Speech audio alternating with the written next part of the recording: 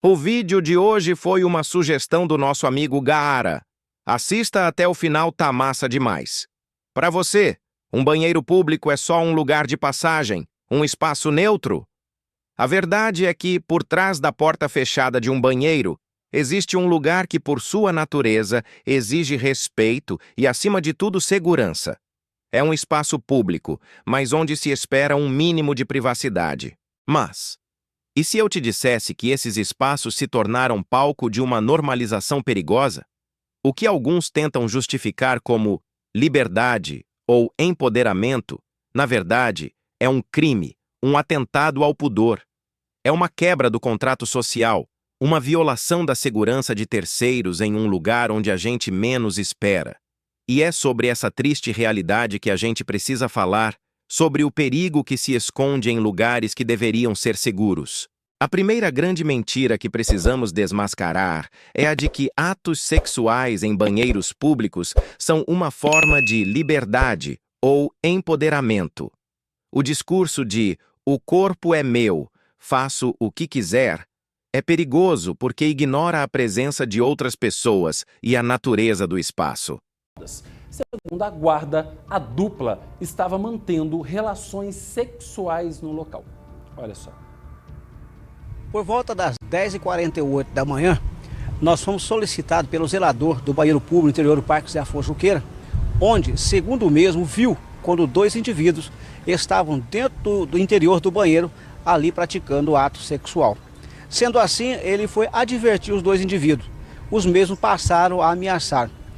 Aí quando o zelador saiu para fora do banheiro, a porta de contenção do banheiro fechou-se. Aí os mesmos para sair começaram a chutar, desferir golpe de chute aí contra a porta, vindo por danificar uma folha, né, de vergalhão que ali se encontra. Sendo assim, nós tomamos ciência da situação, os dois receberam voz de prisão em flagrante delito, o artigo 163 do Código Penal, por dano ao patrimônio público, vai ser conduzido à delegacia na presença do delegado para as providências cabíveis. Liberdade sexual de verdade é exercida com consenso e em um ambiente apropriado. O que acontece nesses banheiros não tem nada a ver com isso. Não se trata de consentimento, mas de imposição. Uma pessoa que entra em um banheiro de rodoviária, de parque ou de escola não está ali para participar de um ato sexual. Ela está ali para usar um serviço básico, em um local que se espera um mínimo de decência.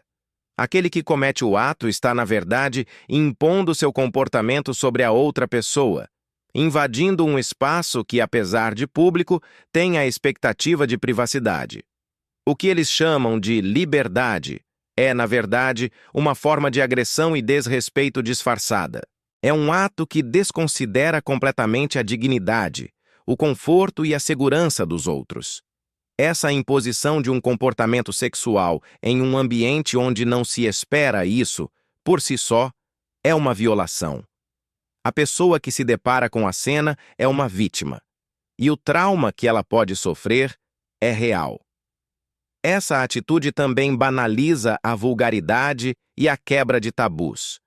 O que era visto como algo extremamente privado e que exige discrição é agora exposto em locais de acesso público. A normalização de atos sexuais em banheiros públicos é um sintoma claro de uma sociedade que perdeu os limites e que confunde liberdade com a falta de respeito. No fim das contas, o mito da liberdade só serve para justificar um ato egoísta e criminoso. Ele ignora as vítimas, o desrespeito e o perigo que esses atos representam. A verdadeira liberdade não é sobre fazer o que quiser, mas sim sobre respeitar a dignidade e a segurança de todos. Por trás do que se tenta vender como um ato de liberdade, existe uma realidade brutal, a da vítima. O crime de atentado ao pudor é muito mais grave do que a sociedade parece admitir.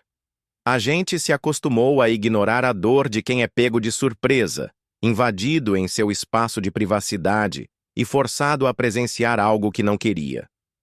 A vítima, muitas vezes, é uma pessoa que só queria usar um banheiro público e se depara com uma violação de sua dignidade e de sua segurança. O choque é instantâneo e o trauma psicológico e emocional pode ser grave. O que para alguns é um incidente ou um momento de loucura, para a vítima pode se transformar em um medo constante, em uma sensação de vulnerabilidade que a acompanha em todos os espaços públicos. A normalização desses atos faz com que a gente se esqueça do ser humano que é agredido, do seu direito de se sentir seguro. É hora de colocar um rosto no crime, de parar de ignorar a vítima e de levar a sério a gravidade desses atos. Se a prática de atos sexuais em banheiros públicos já é inaceitável, ela se torna uma catástrofe quando o local é uma escola. O ambiente escolar é, por definição, um espaço sagrado de aprendizado, de crescimento e de segurança para crianças e adolescentes. É o lugar onde eles deveriam estar protegidos, onde os pais confiam a integridade de seus filhos. A normalização desses atos em um espaço de convivência infantil é uma falha grave, uma traição a essa confiança básica. O que se discute aqui não é a liberdade sexual, mas sim um perigo iminente. As escolas não são o palco para a performance de atos criminosos. A vulnerabilidade de crianças e adolescentes é uma realidade. A exposição a atos de atentado ao pudor pode causar traumas psicológicos profundos, uma confusão sobre o que é certo e errado, e, acima de tudo, um sentimento de insegurança que pode afetar a vida toda. Nesse contexto, a normalização desses atos não é apenas um problema de costumes ou falta de pudor, é uma falha de segurança. O silêncio, a falta de denúncias ou a falta de ação por parte das autoridades transformam um risco em uma certeza. O perigo de que uma criança ou adolescente entre em um banheiro de sua própria escola e se depare com uma cena de violência ou de desrespeito é real e inaceitável. É um reflexo triste de uma sociedade que perdeu o seu senso de proteção. A gente se acostumou a ver o desrespeito e a vulgaridade em tantos lugares que acabamos fechando os olhos para o perigo quando ele chega mais perto. A inércia do sistema e a falta de debate sério sobre o tema nos fazem cúmplices de uma cultura que coloca nossos filhos em risco. O dever de uma sociedade não é apenas garantir o direito à liberdade, mas também garantir o direito à segurança. Proteger as crianças e os adolescentes é o mínimo que se espera de um país que se preze. É preciso que a gente olhe para as escolas não apenas como um lugar de aprendizado, mas como um refúgio, um espaço onde a inocência e a segurança nunca sejam questionadas. O problema não está apenas no que é feito, mas em onde é feito. A normalização desses atos é uma falha clara do nosso senso de respeito social. A gente vive em uma sociedade que, teoricamente, tem uma fronteira clara entre o público e o privado, mas essa fronteira está sendo destruída. O banheiro público, por mais que seja um espaço de acesso livre, tem a premissa de que é um lugar para que as pessoas possam ter um mínimo de privacidade e segurança. A prática desses atos é uma invasão do espaço alheio e um desrespeito fundamental.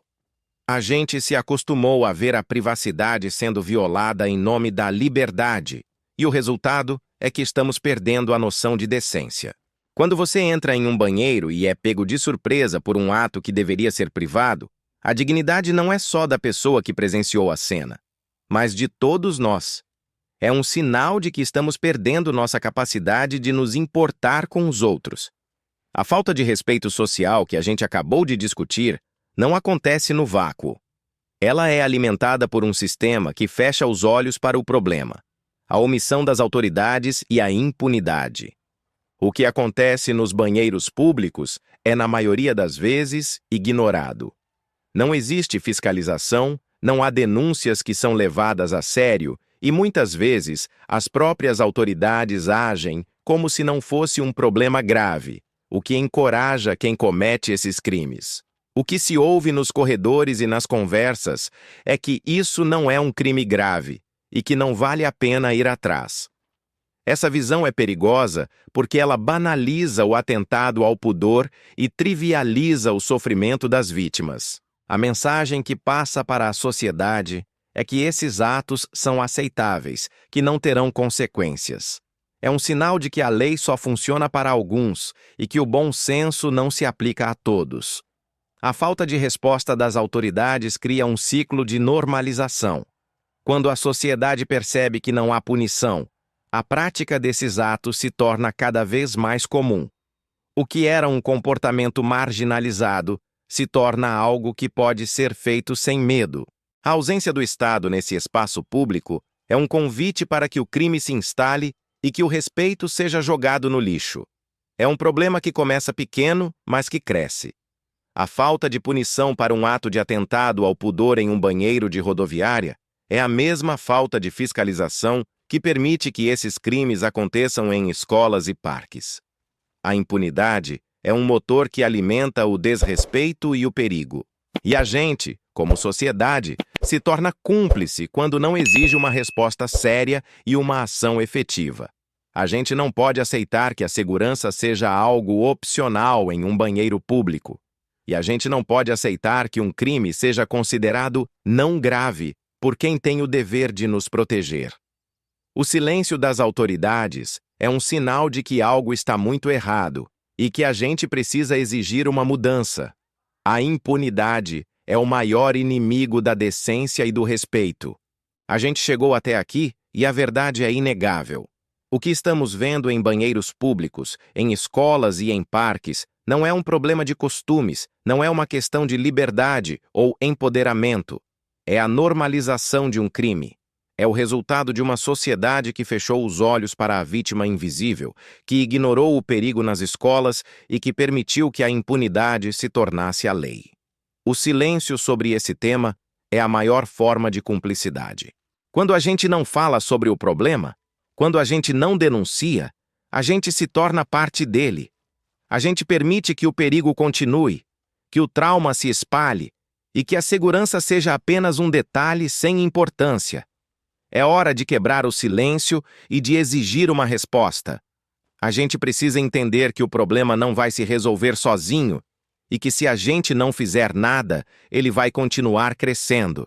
Se esse vídeo te fez pensar, deixe seu like e se inscreva no canal. Compartilhe para que a gente quebre essa cultura de silêncio. E, acima de tudo, se você presenciar algo assim, denuncie. A resposta para essa normalização começa com a nossa voz.